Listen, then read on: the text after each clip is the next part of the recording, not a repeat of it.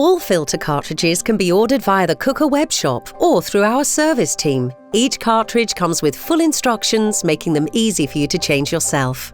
Every Quooker tank is equipped with a high-tack filter, which improves the taste and quality of the water. The high-tack filter needs to be changed once every 3 to 5 years, depending on the hardness of the water in your area. The cartridge inside the cold water filter needs to be changed every 12 months.